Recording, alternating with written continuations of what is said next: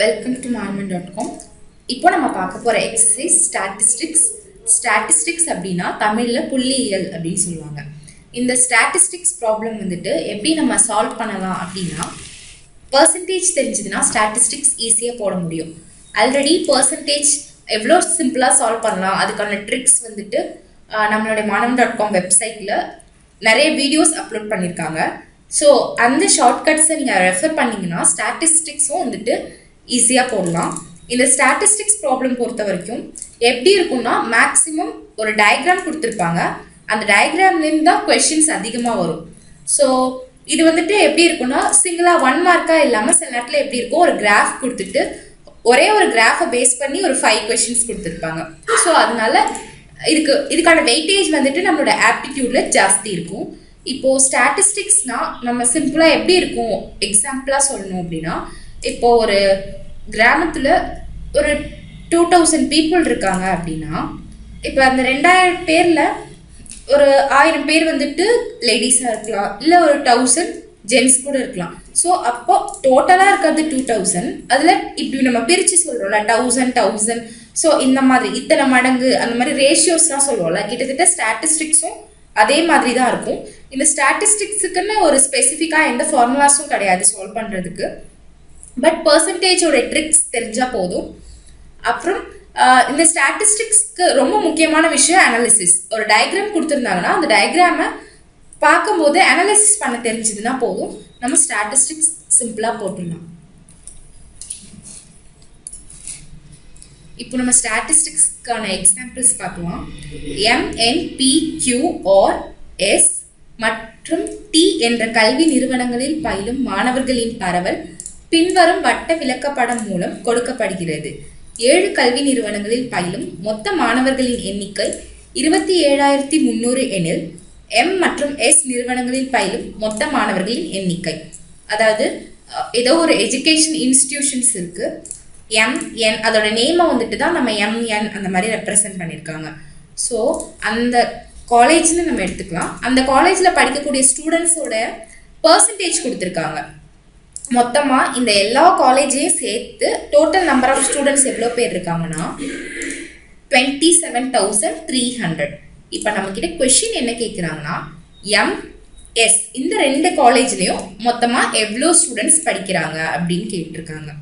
So இது வந்துட்டு கொஷின்ல டைரக்டா கொடுத்துருக்க ஒரே ஒரு டேட்டா என்னன்னா total number of students in all colleges. So அந்த டேட்டாவை ஃபர்ஸ்ட் எழுதிக்கணும். இதுல மொத்தம் 7 காலேஜ் இருக்கு. ஸோ அந்த 7 காலேஜ்க்கான டோட்டல் ஃபர்ஸ்ட் எழுதிப்போம்.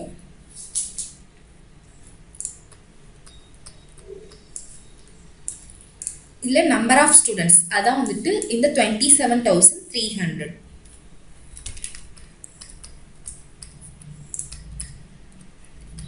இந்த நம்பர் ஆஃப் ஸ்டூடெண்ட்ஸ் அப்படிங்கிறது which includes 7 colleges. So 7 college அப்படிங்கிறது இந்த MNPQRST. ஸோ இதில் 27,300 இருக்கு. இதில் நமக்கு கொஷினில் என்ன கேட்டிருக்காங்கன்னா M and S இந்த 2 காலேஜ்லேயும் எவ்வளோ ஸ்டூடெண்ட்ஸ் படிக்கிறாங்க அப்படின்னு. ஸோ இந்த ப்ராப்ளம் வந்துட்டு எப்படி இருக்குது எல்லாமே வந்துட்டு பர்சன்டேஜில் கொடுத்துருக்காங்க. எப்போவுமே பர்சன்டேஜ் ப்ராப்ளம் பொறுத்த வரைக்கும் ஒரு நம்பரை எடுத்துக்கிட்டோம் அப்படின்னா அதை நம்ம எப்படி கன்சிடர் பண்ணணும்னா 100% கன்சிடர் பண்ணணும். இதான் வந்துட்டு 100%ங்கிறது கம்ப்ளீட் நம்பர். இந்த 100%லேருந்து நம்மளால 10% எப்படி கால்குலேட் பண்ணணும்னா இந்த நம்பர்லேருந்து லாஸ்ட்லேருந்து ஒரு டிஜிட் தள்ளி பாயிண்ட் வைக்கணும். அந்த மாதிரி வச்சோம்னா 2730.0. ஸோ பாயிண்ட்டுக்கு அப்புறம் 0 இருந்ததுன்னா அந்த வேல்யூ தேவையில்லை, அதுதான் வந்துட்டு நெக்லெக்ட் பண்ணிடலாம். இதுதான் 10%. அதே மாதிரி ஒரு நம்பரோடைய 1% எப்படி கண்டுபிடிக்கிறதுனா 100% நம்பர்லேருந்து லாஸ்ட்லேருந்து 2 டிஜிட் தள்ளி பாயிண்ட் வைக்கணும். ஸோ அந்த மாதிரி பண்ணோம்னா 273.00 பாயிண்ட்டுக்கு அப்புறம் இருக்கக்கூடிய 0வை கேன்சல் பண்ணிடுறோம். ஸோ இதுதான் வந்துட்டு ஒரு நம்பருடைய 10%, 1%. இந்த பேசிக்ஸ் இருந்ததுன்னா நம்ம ஈஸியாக MS இந்த 2 காலேஜ் ஸ்டூடெண்ட்ஸ் வந்துட்டு பர்சன்டேஜ் மூலமா ஐடென்டிஃபை பண்ணிடலாம். இப்போ Mக்கு எவ்வளோ பர்சன்டேஜ் கொடுத்துருக்காங்கன்னா 17. So M is equal to 17%. அதே மாதிரி Sக்கு எவ்வளோ கொடுத்துருக்காங்கன்னா 14%. ஃபர்ஸ்ட் நம்ம M கண்டுபிடிக்கலாம். M 17%. ஆல்ரெடி 100%லேருந்து 10% நமக்கு தெரியும். ஸோ 17 எப்படி பிரிச்சுக்கலாம், 10 + 7 அப்படின்னு வேணால் நம்ம பிரிச்சுக்கலாம். 10% + 7%. ஸோ 10%க்கான வேல்யூ நமக்கு ஆல்ரெடி தெரியும், 2730 ப்ளஸ் 7% என்ன அப்படின்னு நமக்கு தெரியாது. இப்போது 1% நமக்கு என்னன்னு தெரியும். 1% is equal to 273 அப்படின்னா 7% வேணும்னா 1 × 7. அதே மாதிரி இங்கே 273 × 7 பண்ணோம்னா 3 × 7 21, remaining 2, 7 × 7 49, 49 + 2 51. So 1 balance 5, 2 × 7 14, 14 + 5 19. So 1911 இதுதான் வந்துட்டு 7%. ஸோ இது எப்படி போடலாம்னா 2730 + 1911 இதான் வந்துட்டு டோட்டலாக 17%. ஆட் பண்ணால் என்ன வேல்யூ கிடைக்கும்னா 1, 3 + 1 4, 9 + 7 16, 6 balance 1. So 3, 3 + 1 4.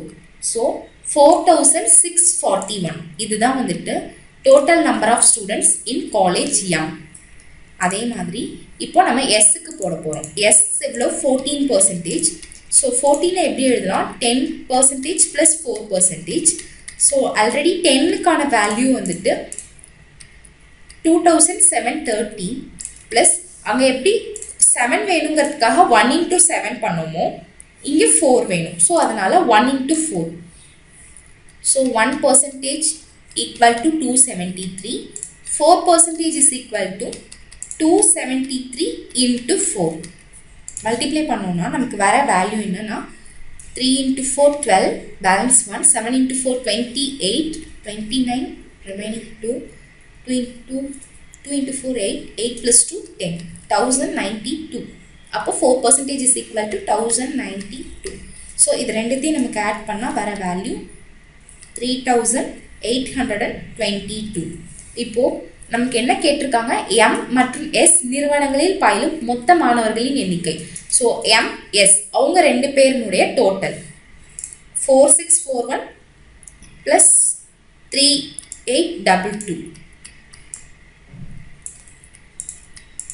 ஸோ இது ரெண்டுத்தையும் ஆட் பண்ணால் வர ரிசல்ட் வந்துட்டு 8460. ஸோ இதுதான் வந்துட்டு எம்எஸ் காலேஜஸ்னுடைய total number of students. So option A.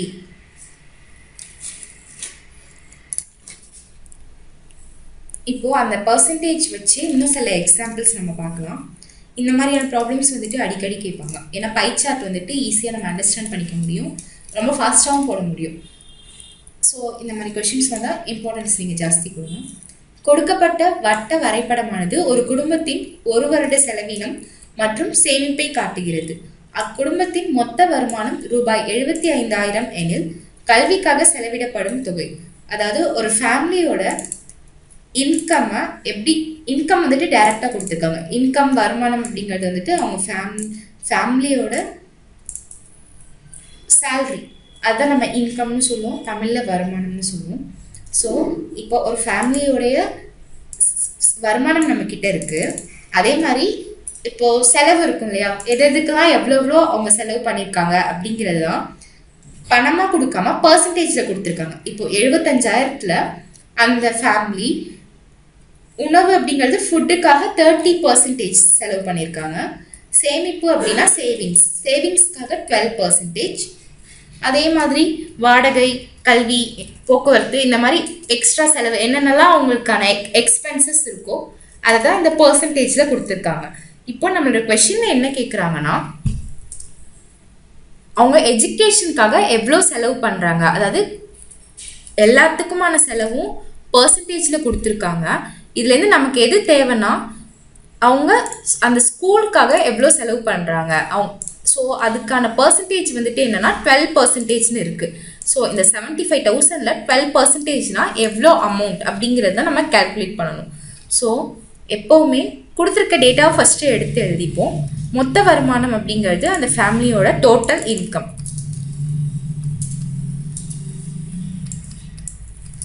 So total income அப்படிங்கிறது எவ்வளோன்னா rupees 75,000.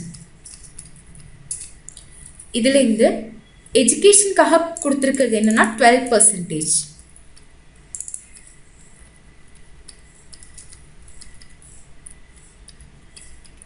ஸோ எப்போவுமே ஒரு கொடுத்துருக்க கொஷனில் கம்ப்ளீட் நம்பராக இருந்ததுன்னா அதை நம்ம 100% அப்படின்னு கன்சிடர் பண்ணுவோம்.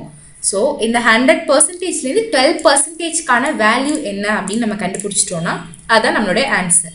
ஸோ 100%லேருந்து 10% கண்டுபிடிக்கிறது ரொம்ப சிம்பிள். ஸோ இந்த 75,000 நம்ம எடுத்துப்போம். 75,000 இதுதான் 100%. இப்போது ஒரு நம்பர்னுடைய 100%லேருந்து ஃபஸ்ட்டு 10% கால்குலேட் பண்ணிப்போம், 1% கால்குலேட் பண்ணிப்போம். 10%ங்கிறது லாஸ்ட்லேருந்து 1 டிஜிட் தள்ளி பாயிண்ட் வைக்கணும். ஸோ அந்த மாதிரி வச்சோன்னா 7,500.0 இருக்கும்.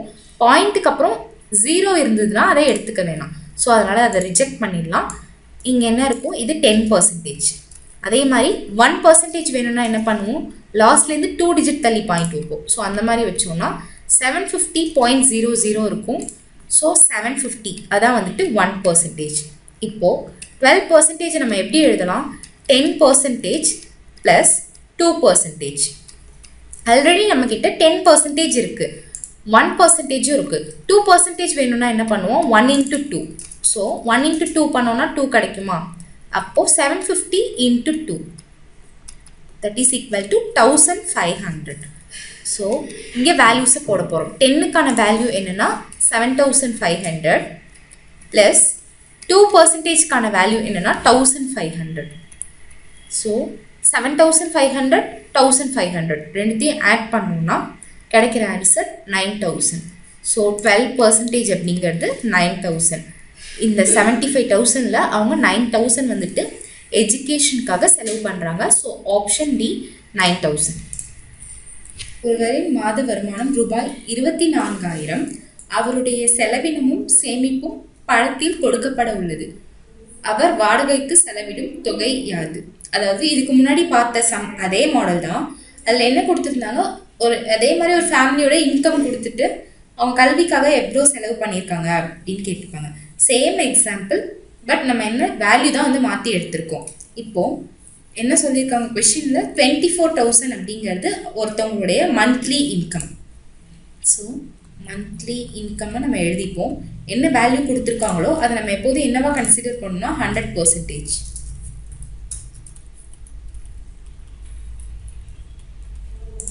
எவ்வளோ எடுத்திருக்காங்க அப்படின்னா 24,000 வந்துட்டு சம்பாதிக்கிறாங்க. இதை நம்ம எப்படி கன்சிடர் பண்ணுவோம், 24,000 அப்படிங்கிறது 100%ஆக இருந்தது அப்படின்னா, இப்போது கொஷினில் என்ன கேட்டிருக்காங்க, அவங்க வாடகைக்கு செலவிடும் தொகை. வாடகை அப்படிங்கிறது எவ்வளோ பர்சன்டேஜ், 14%.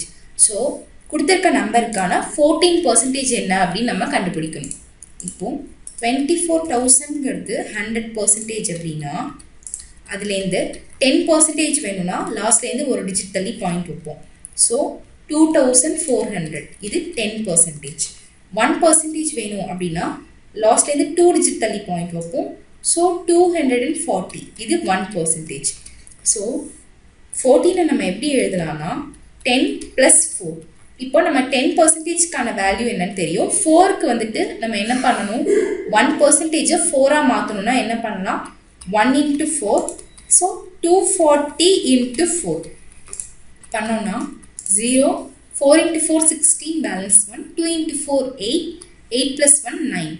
ஸோ 10%க்கு அதுக்கான value 2,400 plus 4%க்கான value 960.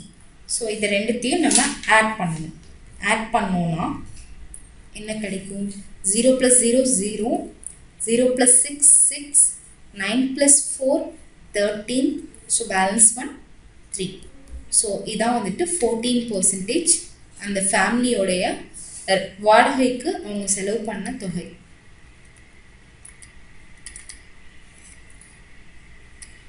So option D 3,360.